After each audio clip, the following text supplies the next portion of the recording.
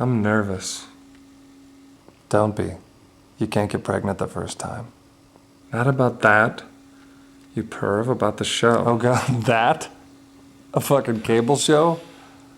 Nobody's watching. I would not worry about it. The internet is super popular. What if Oprah or like Ellen or someone is watching? No one's gonna see you.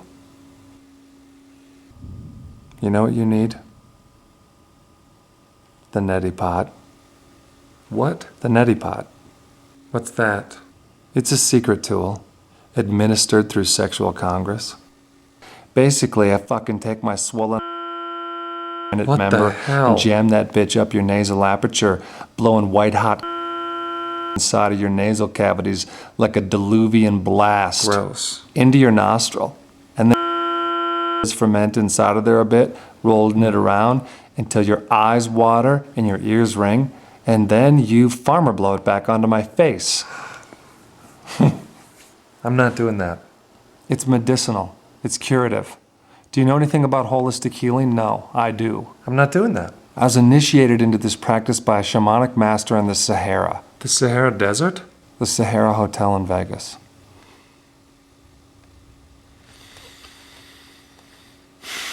Gross. You want to have a good show or not?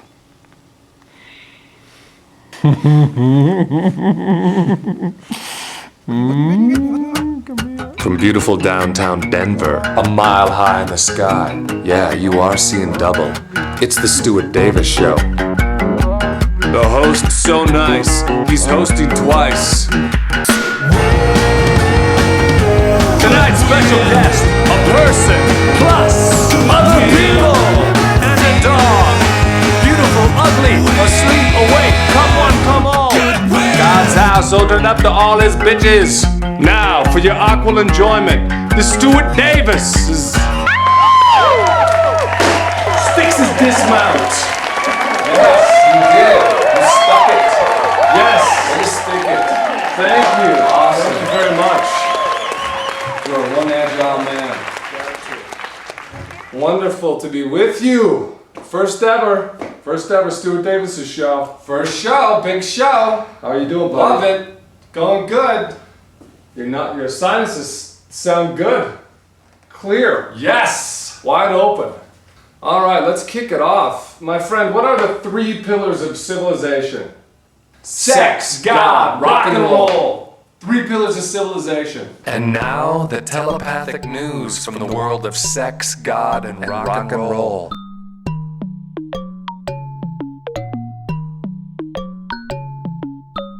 This in today from the Associated Press. A new study shows that teens whose iPods are full of music with raunchy sexual lyrics start having sex sooner than those who prefer other kinds of songs. According to the research, teens who listen to lyrically degrading sexual messages were twice as likely to start having intercourse or other sexual activity when compared with those who listen to little or no sexually degrading music. Teens who listen to Christian rock were found to be 3 times as likely to be molested by a priest. In the rape game! Oh God! A new study published by the Journal of Religion and Society reports that in general, higher rates of belief in and worship of a creator correlate with higher rates of homicide, sexually transmitted diseases, teen pregnancy, and abortion in prosperous democracies. It also cited the United States as almost always the most dysfunctional of all the developing democracies, sometimes spectacularly so. In a related story, Canada, the Netherlands, and all Scandinavian nations issued a joint statement reminding religious Americans just how fucking cold it is here, how high the taxes are, and like totally boring, so I wouldn't move here if I were you. In the world of rock and roll, MTV turned 25 this month. Happy birthday, MTV! Way to stick it! You totally stuck it, dude. Very nimble. You're a little bit tense. A little bit stressed out, a little bit wound up, you know. First show. Relax that body posture, right? Very soft belly. Okay. You know. Happy birthday, MTV. Video killed the video star. Video killed the video star. In my mind and in my car. Okay, I'm gonna turn it over to Stu 2 for the joke of the day. What do you have for us today, my friend? What is it? What did the Zen masters say to the porno star? I don't know. Take each day as it comes, on your face, before your parents were born. Bam!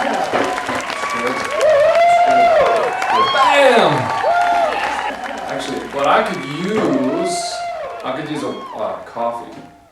That's what I'm drinking. Oh, thank you, Shannon. Thank you. Zen Master Genpo Roshi, tonight, yes, first night, auspicious beginning for the show. It's one camera, one man, so I have to move everything all around all over the place. Everybody, welcome, Genpo Roshi!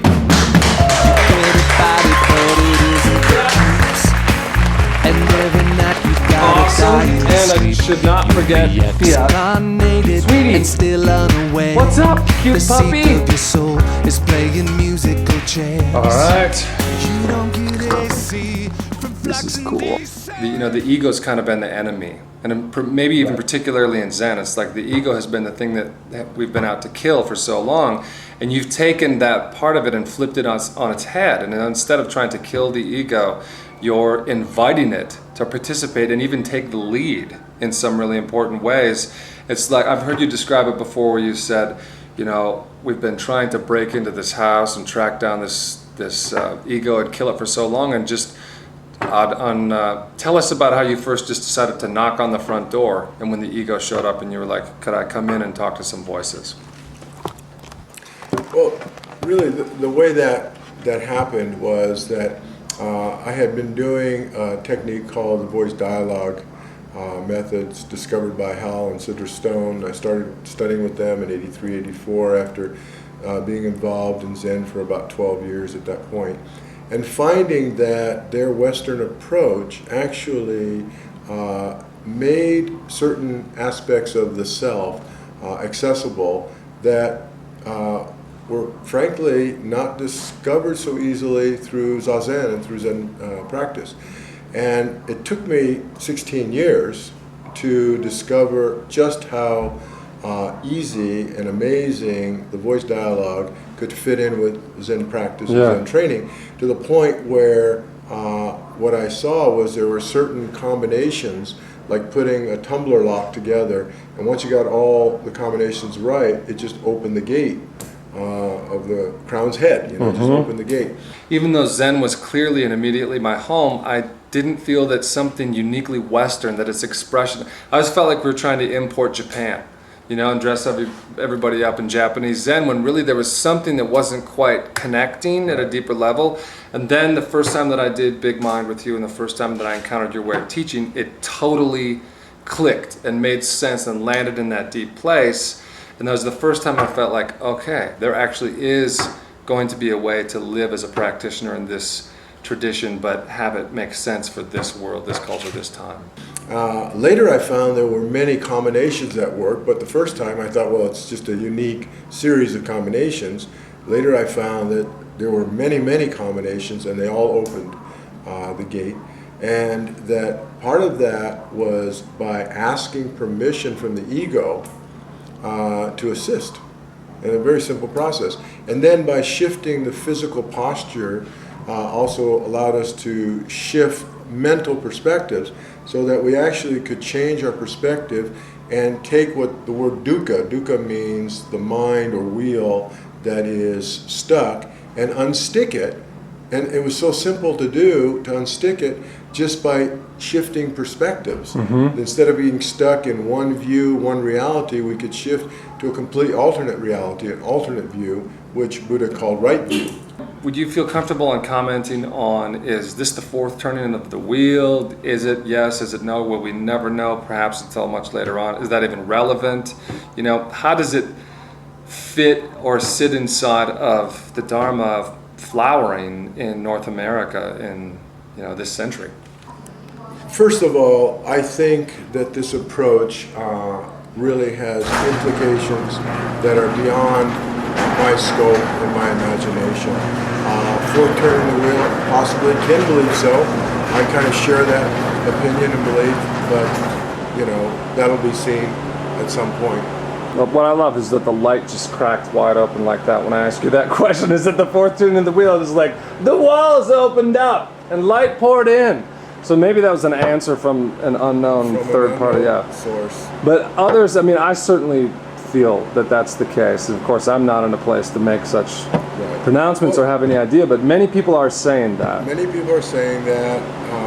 All I can say is it's been predicted. It was predicted in 1982 by a great psychic named Armstrong. Who knows? All I know is that it has completely revitalized, rejuvenated, and inspired me to continue to go deeper with students. And the shift that I see possible with students after doing the traditional for all those years, almost 30 years, just continues to blow my mind. Thank you very, very much for being with us. What is laughing in the belly of a comet?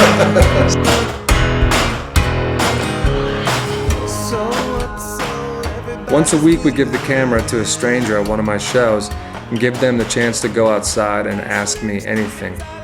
This is what we got this week in Minneapolis, Minnesota, at the Varsity Theater!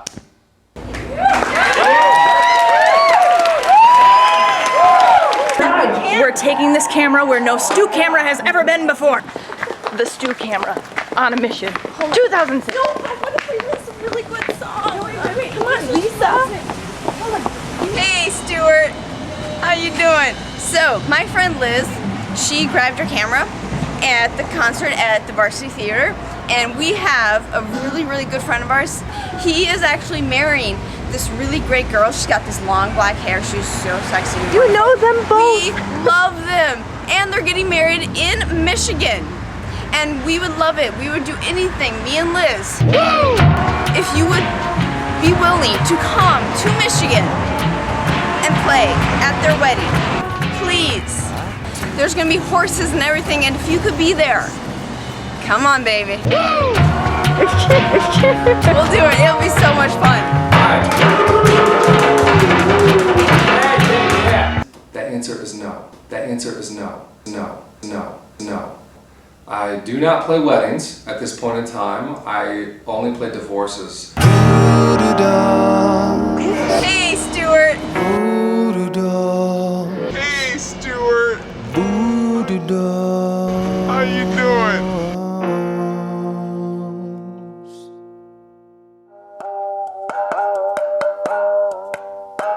Got nothing but love for the people on the tour at the Varsity Theater.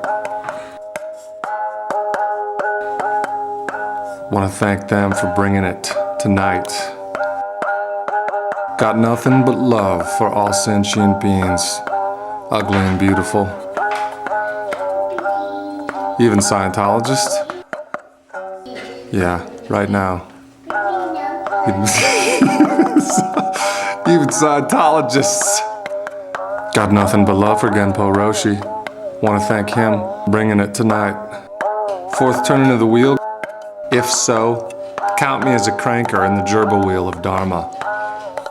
Until next time, big love. Good night, Denver. It's an camera.